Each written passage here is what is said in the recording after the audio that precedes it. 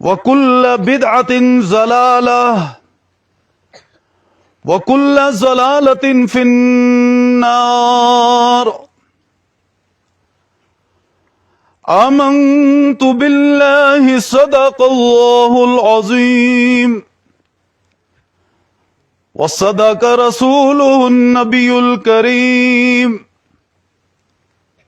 ونحن على ذلك من الشاهدين والشاكرين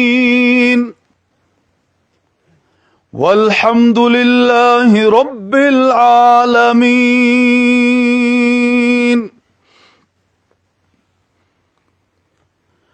اللهم صل على محمد وعلى آل محمد كما صليت على إبراهيم وعلى آل إبراهيم إنك حميد مجيد.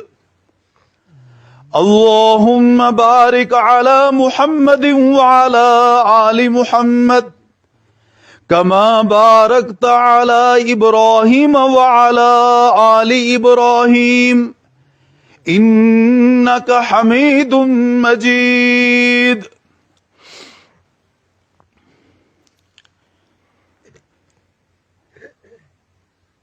اسٹیج پر تشریف فرما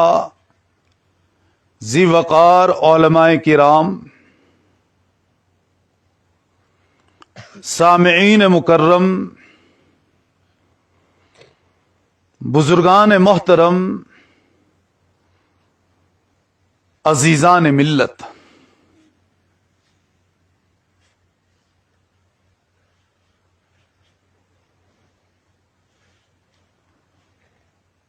جس طرح باجماعت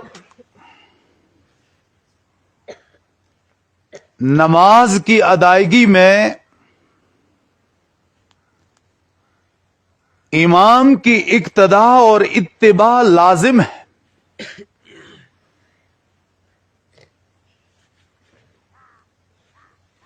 اگر کوئی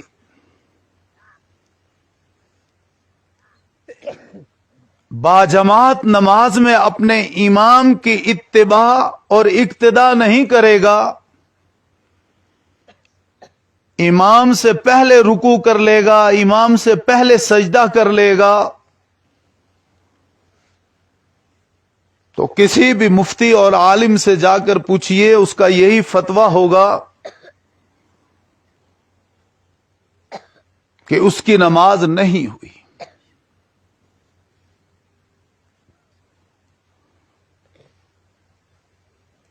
امام سے آگے بڑھ جانے والے کی نماز باطل ہو گئی۔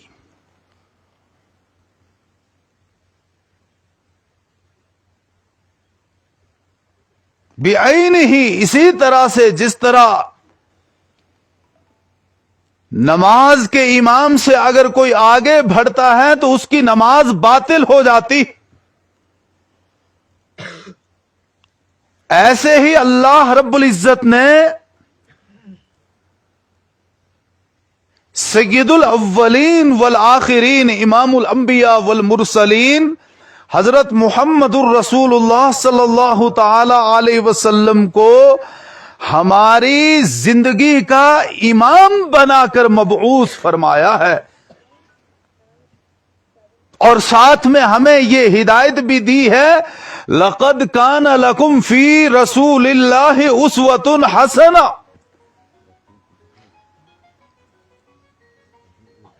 تمہارے لیے تمہاری زندگی میں رسول اللہ صلی اللہ علیہ وسلم بہترین نمونہ ہے، اسوہ حسنہ۔ اگر تم اپنی زندگی میں آقا علیہ الصلاۃ والسلام کی اتباع اور پیروی کرتے رہو گے، اپنی زندگی کے ہر ایک شعبے میں نبی علیہ الصلاۃ والتسلیم کے پیچھے پیچھے چلتے رہو گے، تو تمہاری زندگی کے وہ ایام قیمتی بنیں گے، اور تمہاری وہ زندگی تمہارے لیے پیغمبر کی اتباع کی وجہ سے نجات کا ذریعہ ثابت ہوگی۔ اور جو پیغمبر کی اتباع اور پیروی کو چھوڑ کر آگے بڑھ جائے، اپنی جانب سے ایجاد کردہ باتوں کو اختیار کرے، تو نبی علیہ الصلوۃ والسلام نے واضح طور پہ ارشاد فرمایا ہے کہ جو بندہ دین کے اندر نئی نئی چیزیں ایجاد کرے وہ مردود ہے۔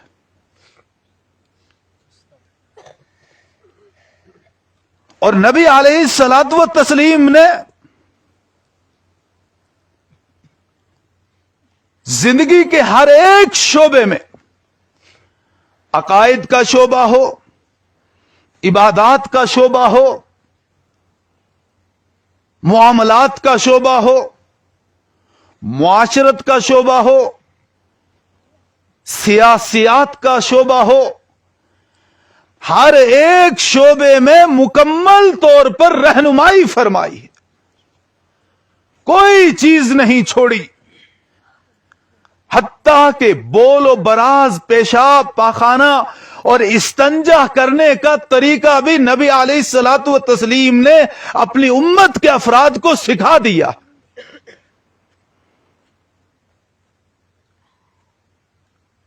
حضرت سلمان فارسی رضی اللہ عنہ سے کسی یہودی نے بطور اعتراض کے یہ بات کہی کہ تمہارا پیغمبر تو تمہیں چھوٹی چھوٹی باتیں بھی سکھاتا ہے جو سکھانے کی ہوتی ہی نہیں ہے، حتیٰ کہ پیشاب پاخانے کا طریقہ بھی سکھا رہا ہوتا ہے۔ تو سلمان فارسی رضی اللہ عنہ نے جواب میں ارشاد فرمایا کہ ایک ماں اپنی اولاد کے لیے اپنے دل کے اندر شفقت رکھتی ہے، اور اس شفقت کی وجہ سے ماں، مشفق ماں، اپنے بچے کو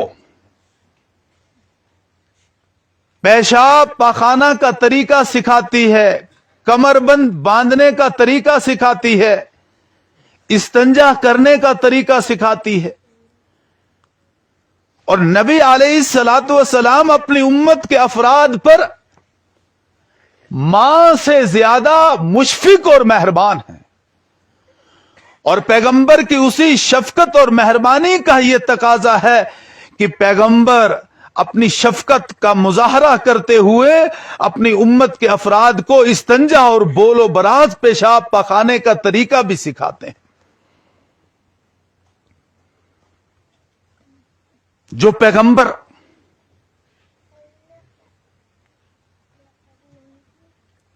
بول و براز اور استنجے کا طریقہ سکھاتے ہوں، کیا اس پیغمبر نے ہمیں مرنے جینے کا طریقہ نہیں سکھایا ہوگا؟ خوشی غمی کے مواقع کے احکامات نہیں بتلائے ہوں گے؟ مرنے سے پہلے کن کن احکامات کو انجام دینا ہے، اور مرنے کے بعد کن کن باتوں کو عملانا ہے، اس کے بارے میں نبی علیہ الصلوۃ والسلام نے نہیں بتلایا ہوگا؟ ضرور بتلایا ہے، لیکن افسوس کا مقام ہے کہ ہم نے اپنی آنکھوں کے اوپر پردے ڈال رکھے ہیں، ہم قرآن و سنت کی طرف رجوع نہیں کرتے، ہم اسلامی احکامات کے جاننے کی کوشش نہیں کرتے۔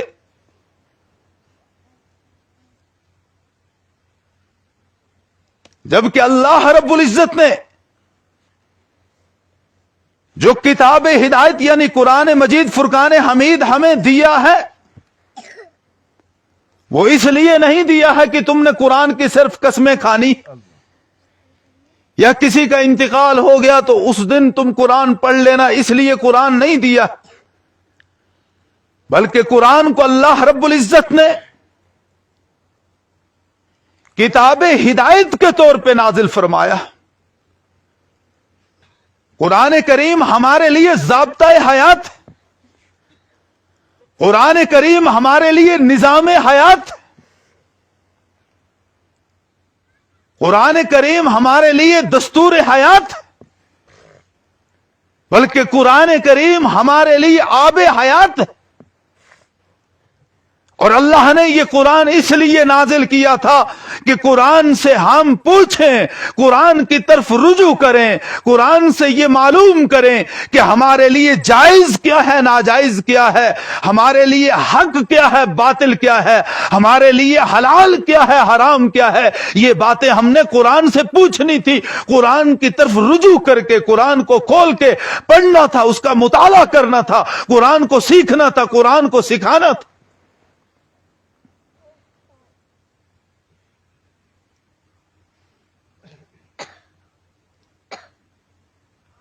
इसी कुरान के अंदर अल्लाह रब्बुल इज्जत ने ऐलान फरमा दिया है कि दीन कामिल और मुकम्मल है। और जब नबी अलैहिस्सलातु व तस्लीम हज्जतुल वदा के मौके पे मैदान अराफात में मौजूद थे, जहां कमोबेश 1 लाख सहाबा भी आपकी माइयत में, आपके साथ, आपकी रफाकत में हज अदा कर रहे थे, मैदान अराफात में आका अलैहिस्सलातु व तस्लीम मौजूद थे, तो सैयदुल मलाइका हजरत जिब्रील अलैहिस्सलातु व तस्लीम वही का पैगाम लेकर आए।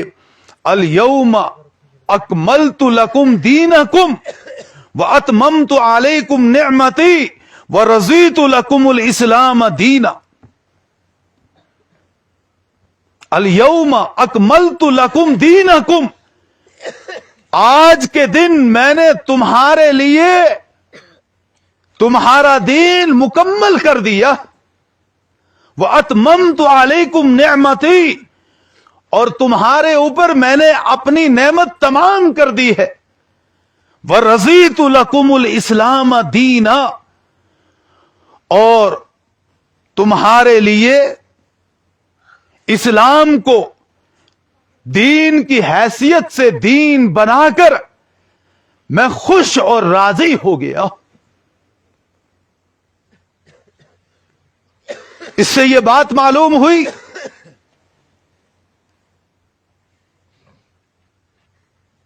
कि अल्लाह रब्बुल इज्जत ने जो दीन हमें दिया है वो कामिल और मुकम्मल दीन है। उसमें जिंदगी के तमाम शोबाजात की मुकम्मल तौर पर रहनुमाई की गई है। किसी भी शोबा और किसी भी गोशा और किसी भी पहलू को छोड़ा नहीं गया।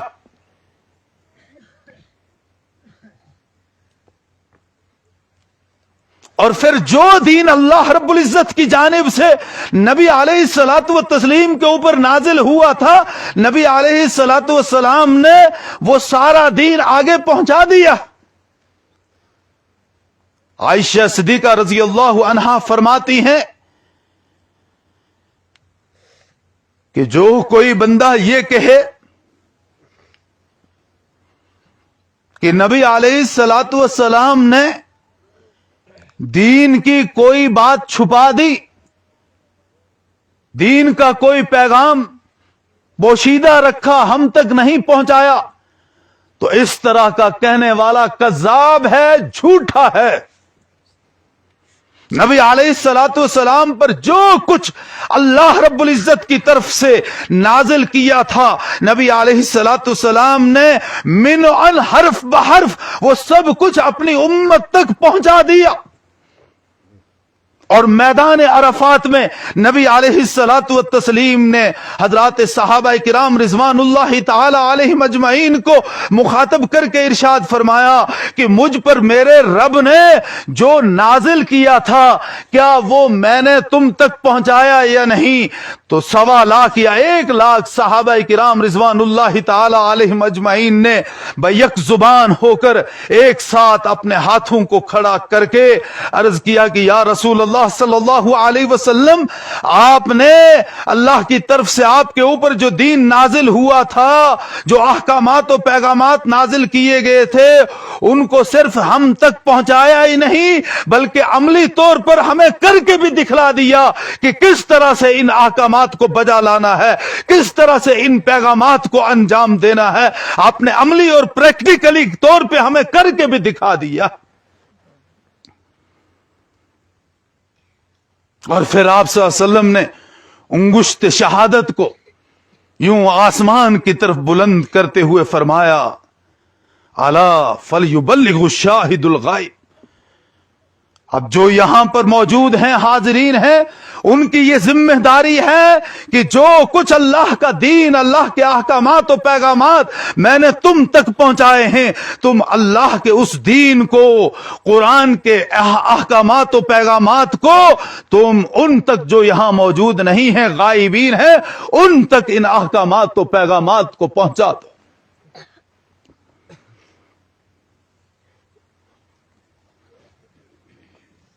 ابن ماجہ اور نسائی شریف میں ایک روایت ہے، حضرت عبداللہ ابن مسعود رضی اللہ عنہ اس روایت کے راوی ہیں کہ آقا علیہ الصلوۃ والتسلیم نے ایک مرتبہ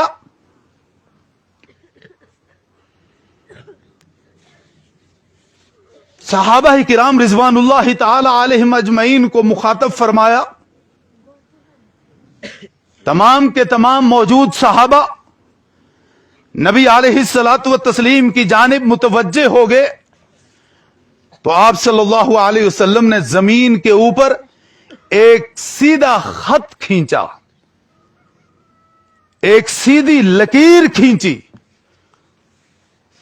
اور پھر اس لکیر کی طرف اشارہ کرتے ہوئے فرمایا، ھذا سبیل اللہ وھذا صراط مستقیم۔ یہ اللہ کا راستہ ہے اور یہی صراط مستقیم ہے، یہی سیدھا راستہ۔ اس کے بعد آپ صلی اللہ علیہ وسلم نے اس سیدھی لکیر کے دائیں بائیں بعد ٹیڑھی لکیریں لگائیں، ثم خط خطوطا عن یمینہ و شمالہ۔ پھر آپ صلی اللہ علیہ وسلم نے اس سیدھی لکیر کے دائیں بائیں کچھ ترچھی لکیریں کھینچی اور فرمایا، ھذہ سبل، یہ بہت سارے راستے ہیں، علی کل سبیل منہا شیطان یدعو الیہ، ان میں سے ہر ایک راستے کے اوپر شیطان بیٹھا ہوا ہے جو تمہیں اپنی طرف بلا رہا ہے۔ پھر آپ نے سورہ انعام کی یہ آیت پڑھی، وَأَنَّ هَذَا صِرَاطِي مُسْتَقِيمًا فَاتَّبِعُوهُ وَلَا تَتَّبِعُوا السُّبُلَ فَتَفَرَّقَ بِكُمْ عَنْ سَبِيلِهِ۔ یہ جو سیدھی لکیر ہے، یہی میرا سیدھا راستہ ہے، یہی صراط مستقیم ہے، یہی اسلام کا روشن راستہ ہے، یہی قرآن کا راستہ ہے، یہی سنت کا راستہ ہے، یہی میرا راستہ ہے۔ بس تم اسی راستے کی پیروی کرتے رہنا، اسی راستے پر چلتے رہنا۔ اگر تم اس راستے سے ہٹ گئے، صراط مستقیم سے بھٹک گئے، تو پھر تم راہ راست سے ہٹ جاؤ گے، سیدھے راستے سے بھٹک جاؤ گے، پھر تمہارا مقدر گمراہی اور ضلالت بن جائے گا۔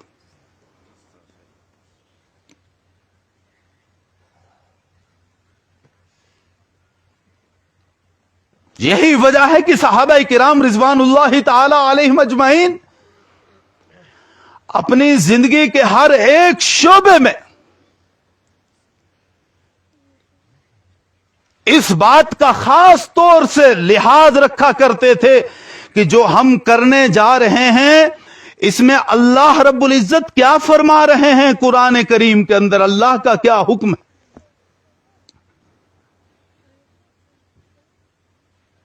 जिस अमल को हम बजा लाने वाले हैं इसमें रसूलुल्लाह सल्लल्लाहु अलैहि वसल्लम की सुन्नत में क्या तालीमात हैं, अहदीस में आप सल्लल्लाहु अलैहि वसल्लम ने क्या फरमाया।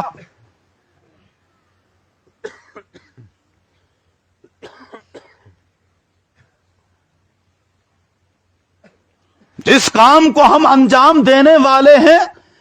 इसके बारे में हजरात सहाबाए किराम रिजवानुल्लाह ताला अलैहिम अजमईन का क्या तौर तरीका रहा, क्योंकि सहाबाए किराम रिजवानुल्लाह ताला अलैहिम अजमईन मेयारे हक हैं। अभी यहां मास्टर मकबूल साहब कहां गए? हां, हजरत फरमा रहे थे कि सहाबा बरहक है, सहाबा को बुरा भला नहीं कहना। सहाबाए किराम रिजवानुल्लाह ताला अलैहिम अजमईन नबी अलैहिस्सलातु वस्सलाम के तरबियत याफ्ता है। सहाबाए किराम रिजवानुल्लाह ताला अलैहिम अजमईन नबी अलैहिस्सलातु वस्सलाम के फल हैं और नबी अलैहिस्सलातु वस्सलाम शजर हैं, एक दरख्त हैं। और जब दरख्त के फलों को खट्टा या कड़वा कहा जाए, उनको तनकीद का निशाना बनाया जाए, तो वो तनकीद सिर्फ फल तक महदूद नहीं रहती है, फिर वो तनकीद उस दरख्त की भी होती है जिस दरख्त का वो फल है।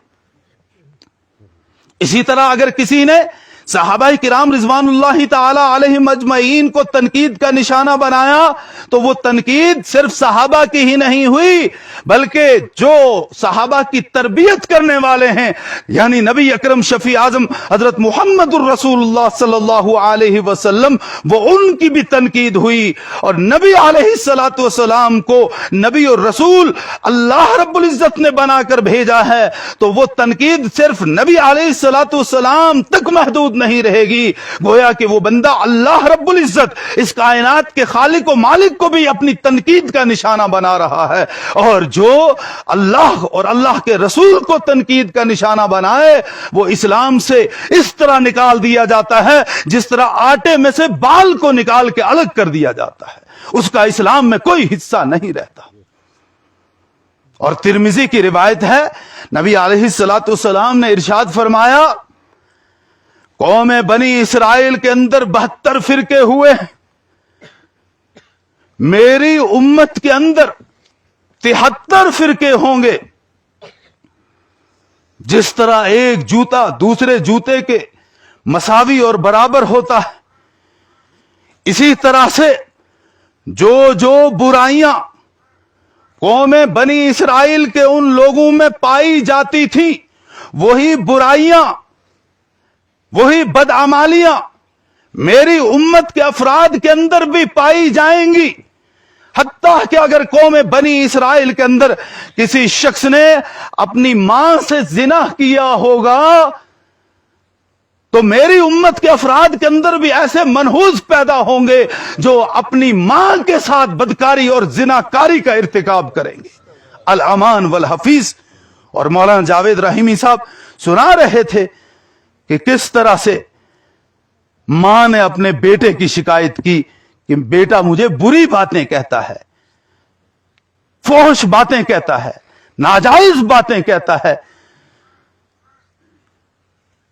जो जो अलामात क़यामत की नबी अलैहिस्सलातु वस्सलाम ने बयान फरमाई है, आज वो सारी निशानियां, वो सारी अलामात यके बाद दीगरे पूरी होती हुई हमें नजर आ रही हैं।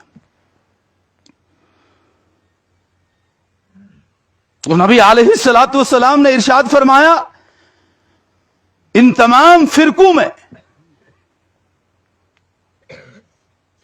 नाजी फिरका, नजात पाने वाला फिरका وہ فرقہ اور وہ طبقہ ہوگا ما انا علیہ و اصحابی، جو میرے اور میرے صحابہ کرام رضوان اللہ تعالی علیہم اجمعین کے طور و طریقے کو اختیار کرے۔ تو کوئی مسئلہ بھی پیش آئے، سب سے پہلے ہم نے دیکھنا ہے کہ کتاب اللہ میں اس کے بارے میں کیا حکم ہے۔ اگر کتاب اللہ میں تلاش کے باوجود وہ مسئلہ نہیں ملا، پھر احادیث مبارکہ کی جانب رجوع کرو کہ نبی علیہ الصلوۃ والسلام کے فرامین مبارکہ میں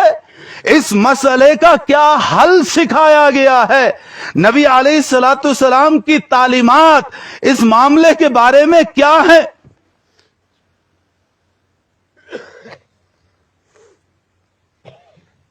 جیسا کہ میں نے مسلم شریف کی روایت آپ کے سامنے پڑھی، حضرت جابر بن عبداللہ رضی اللہ عنہ روایت کرتے ہیں کہ نبی علیہ الصلوۃ والسلام نے ارشاد فرمایا فَإِنَّ خَيْرَ الْحَدِيثِ كِتَابُ اللَّهِ، تمام باتوں میں سے سب سے بہتر بات اللہ کے قرآن کی ہے۔ وَخَيْرَ الْحَدْيِ حَدْيُ مُحَمَّدٍ صلی اللہ علیہ وسلم،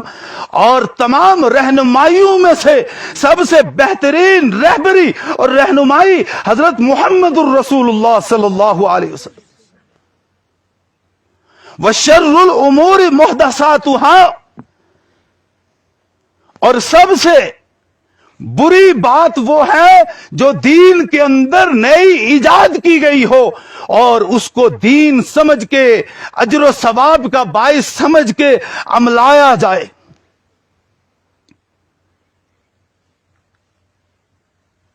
وَكُلَّ مُحْدَثَةٍ بِدْعَةٍ، اور ہر ایک نئی ایجاد کردہ چیز بدعت ہے۔ ہر وہ نئی ایجاد کردہ بات جس کو ہم دین میں ثواب سمجھ کر انجام دیں، جس کام کو ہم اجر و ثواب کا باعث سمجھ کر بجا لائیں، لیکن اس کا دین میں کہیں ثبوت نہ ہو، قرآن و سنت اور صحابہ کرام سے اور اجماع امت سے کوئی ثبوت، کوئی دلیل اس کی نہ ہو، اور ہم اس کو ثواب سمجھ کے کریں، اس کو کار خیر سمجھ کے انجام دیں، وہ بدعت ہے۔ کل بدعت ضلالہ، ہر ایک بدعت گمراہی ہے۔ وَكُلُّ ضَلَالَةٍ فِي النَّارِ، اور ہر ایک گمراہی انسان کو دوزخ کی طرف لے جانے والی ہے۔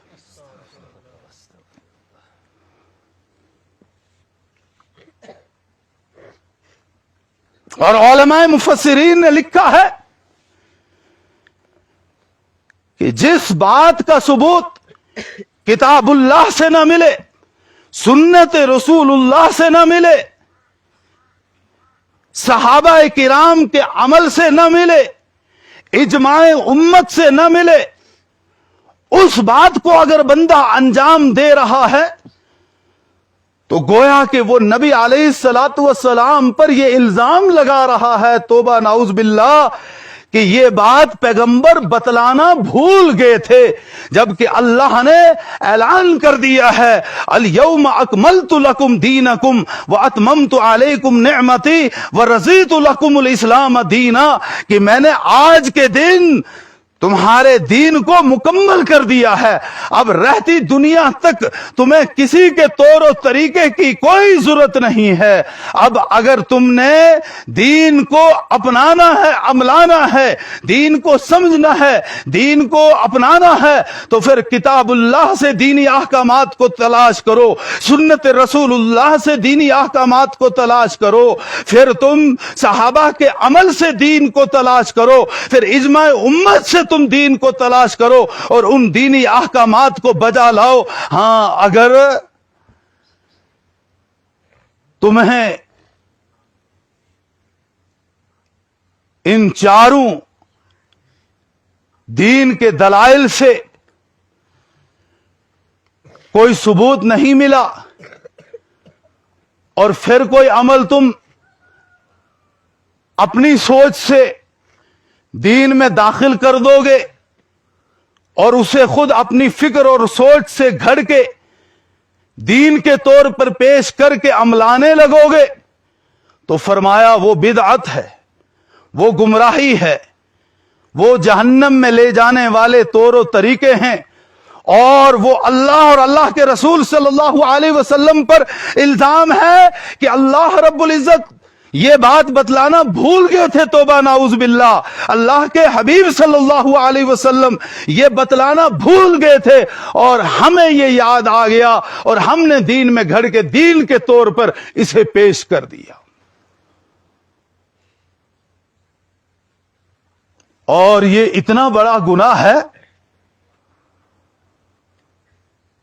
कि इसे अंजाम देने वाले को कभी तौबा की तौफीक भी नहीं होती है।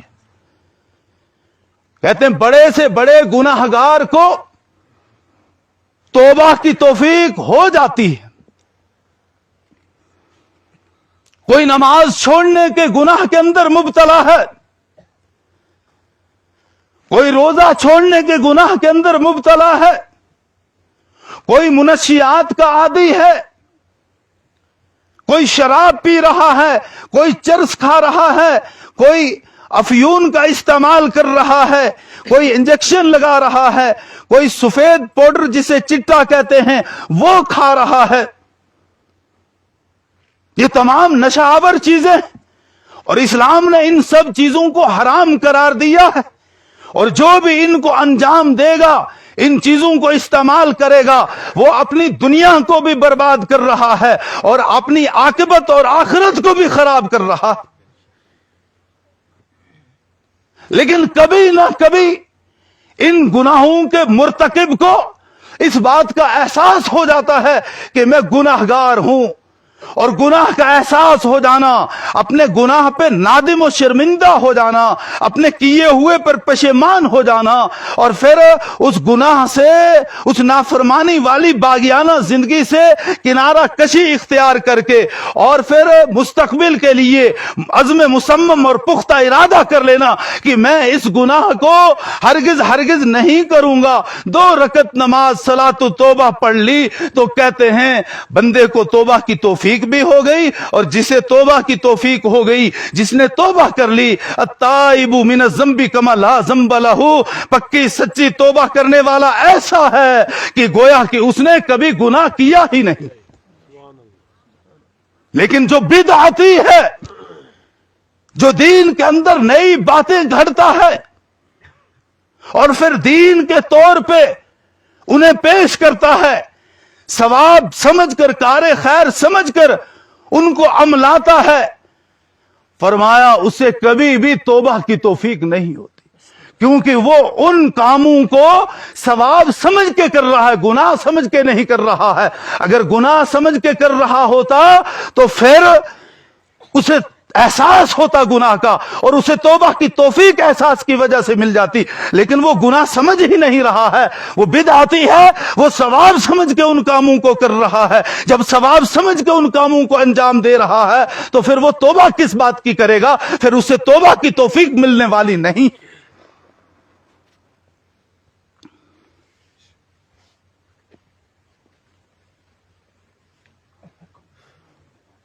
और ये बिदअत का अमल एक मुतादी काम है, एक मुतादी फेल है,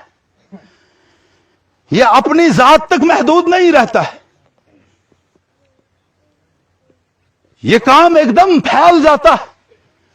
और बिदअत को लोग बहुत ज़ौक़ व शौक से पकड़ते हैं और फौरन अंजाम देने लगते हैं कि एक नई चीज आ गई, एक अच्छी चीज आ गई हमारे पास। ये नहीं देखते कि कुरान में, किताबुल्लाह में अल्लाह ने क्या फरमाया है, अहदीस में रसूलुल्लाह ने क्या फरमाया है, और सहाबा का क्या तौर तरीका रहा है, उलमा का इजमा किस बात पर है, उम्मत का इजमा किस बात पर है। उसकी तरफ ध्यान ही नहीं जाता, तवज्जो ही उस तरफ नहीं जाती, बल्कि फौरन इस नई चीज को उचट लेते हैं और उसको अंजाम देने लगते हैं बहुत खुशी खुशी से।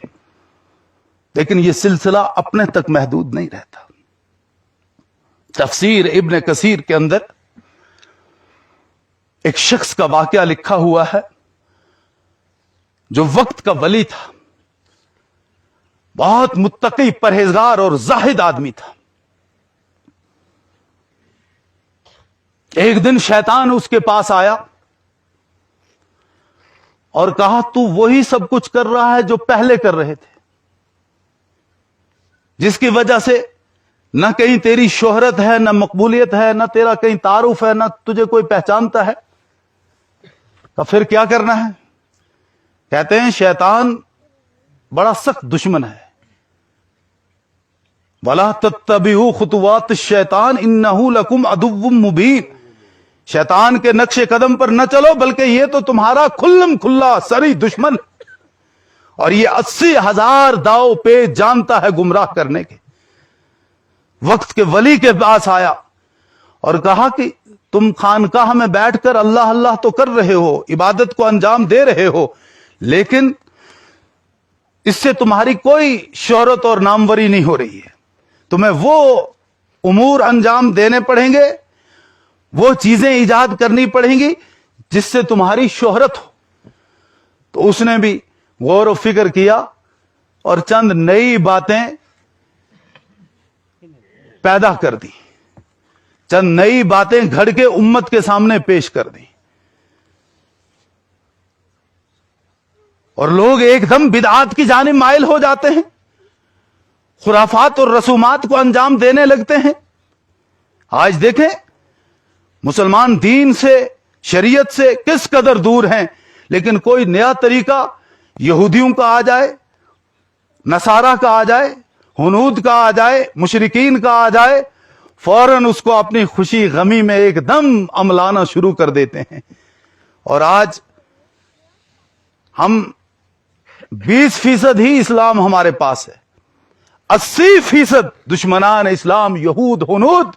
نصارہ اور مشرکین کے طور و طریقوں کو ہم اپنی زندگی کے شعبہ جات کے اندر عملا رہے ہیں، لیکن ہمیں اس بات کا احساس ہی نہیں ہے. اب اس بزرگ نے کچھ نئی چیزیں پھیلا دیں اور لوگ اسے انجام دینے لگے. ایک دن اس کو خیال آیا کہ میں نے جو کچھ کیا ہے یہ قرآن و سنت میں نہیں ہے، یہ مجھ سے بہت بڑی غلطی ہو گئی.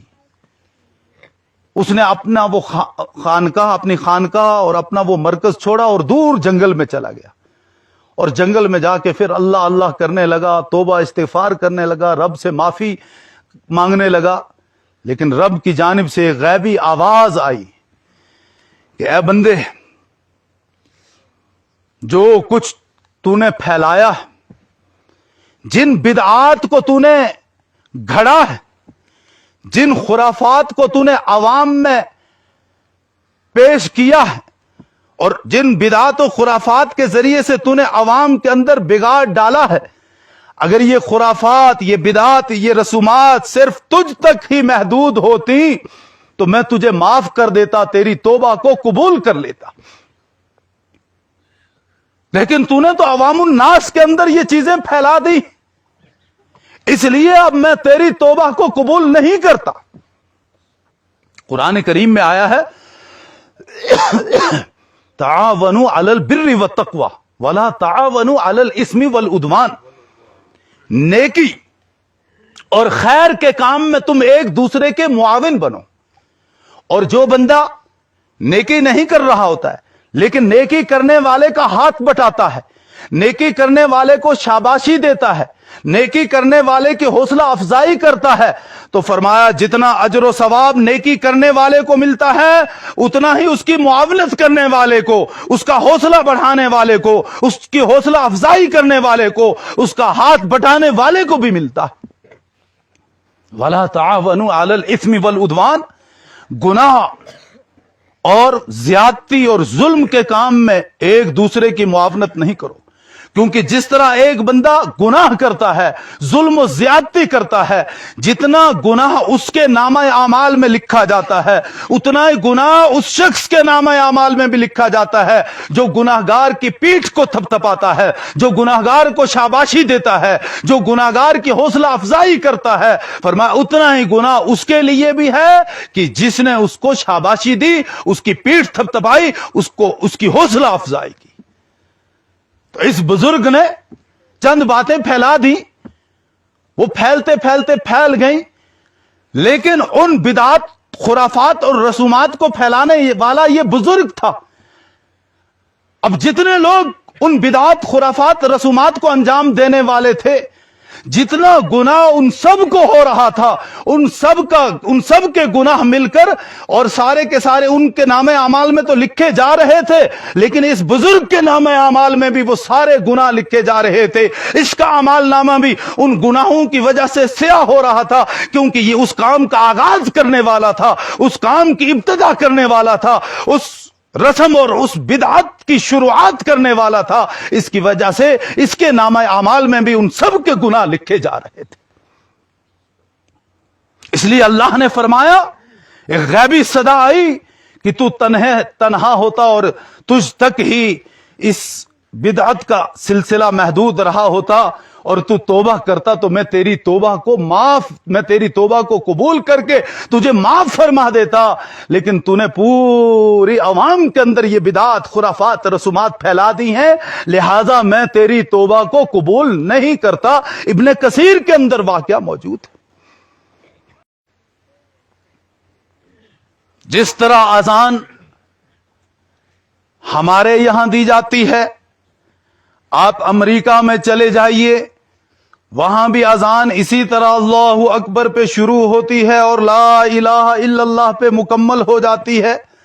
آپ فرانس کے اندر جائیے، آپ جرمن کے اندر جائیے، آپ مصر کے اندر جائیے، آپ ایران کے اندر جائیے، عراق کے اندر جائیے، ہر جگہ مسلمانوں میں اذان کے یہی کلمات ہیں۔ جس طرح اقامت ہمارے ہاں پڑھی جاتی ہے، اسی طرح پوری دنیا میں جہاں چلے جائیے وہاں اقامت اسی طرح سے پڑھی جاتی ہے۔ جس طرح ہمارے ہاں فجر کی 2 رکعت ہیں، جمعے کی 2 رکعت ہیں، عیدین کی 2 رکعت ہیں، آپ پوری دنیا کے اندر چلے جائیے، ہر جگہ فجر کی، جمعہ کی، عیدین کی 2 رکعت ہی ملیں گی، کوئی 3 رکعت نہیں پڑتا ہے۔ اسی طرح مغرب کی ہمارے ہاں 3 رکعتیں پڑھی جاتی ہیں۔ آپ پوری دنیا کے اندر گھوم پھر کر آ جائیے، ہر جگہ مغرب کی 3 ہی رکعت ہوں گی، کہیں 4 رکعت مغرب کے نہیں پڑھی جاتی ہیں، کیونکہ دین پوری دنیا کے اندر ایک جیسا ہے۔ لیکن جو بدعات ہیں، جو رسومات ہیں، جو خرافات ہیں، وہ ہر علاقے میں چلے جائیے وہ الگ الگ ہیں، اور صرف دور باہر ممالک میں جانے کی ضرورت نہیں ہے۔ آپ رامبن ضلع کے اندر گھومیے پھریے تو ہمارے یہاں کوئی رسم ہے، اس کو ہم کسی اور طریقے سے انجام دیتے ہیں۔ آپ گول میں چلے جائیے تو وہاں کوئی اور طریقہ ہوگا، بانہال میں چلے جائیے تو وہاں کوئی اور طریقہ ہوگا، آپ پوگل میں چلے جائیے تو وہاں کوئی اور طریقہ ہوگا، پھر کشمیر میں جائیے تو ہر 10-20 کلومیٹر کے بعد جس طرح زبانیں تبدیل ہوتی ہیں، اسی طرح سے وہاں رسومات بھی تبدیل ہوتی ہیں، اور لوگ ان رسومات کو دین سمجھ کے، شریعت سمجھ کے انجام دیتے ہیں اور کہتے ہیں یہ دین ہے، یہ شریعت ہے، ثواب سمجھ کے، کار خیر سمجھ کے ان چیزوں کو انجام دے رہے ہیں، اور وہ تمام کی تمام چیزیں اپنی جانب سے ایجاد کرتا ہے۔ اگر دین ہوتا تو سب جگہ تمام علاقہ جات کے اندر ایک جیسا ہوتا، لیکن وہاں کچھ اور ہے، وہاں کچھ اور ہے، مشرق کے اندر کچھ اور ہے، مغرب کے اندر کچھ اور ہے، جنوب کے اندر کچھ اور ہے، شمال کے اندر کچھ اور ہے۔ معلوم ہوا کہ وہ دین نہیں ہے، وہ بدعات ہیں، وہ خرافات ہیں، وہ رسومات ہیں جو اپنے اپنے علاقے کے اعتبار سے لوگوں نے یا اپنے سیانوں کی طرف سے کچھ گھڑی ہوئی رسومات ہیں، کچھ گھڑی ہوئی خرافات ہیں، کچھ ایجاد کردہ بدعات ہیں جن کو وہ کار خیر اور دین سمجھ کر انجام دے رہے ہیں۔ وہ دین نہیں ہے، اور جو بھی ان بدعات و خرافات کو انجام دے رہا ہے وہ بدعتی ہے۔ کل بدعت ضلالہ، اور ہر ایک بدعت کو انجام دینے والا گمراہ ہے۔ وَكُلُّ ضَلَالَةٍ فِي النَّارِ، ہر ایک گمراہی دوزخ میں لے جانے والی ہے۔ دین تو کامل و مکمل اللہ نے نازل فرما دیا ہے،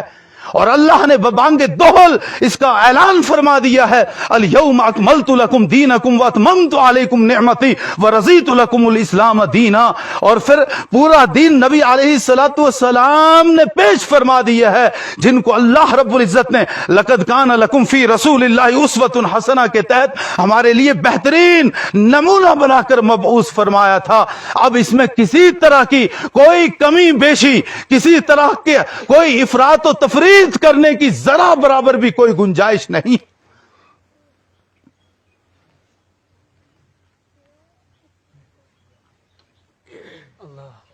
अबू दाऊद शरीफ के अंदर रिवायत मौजूद है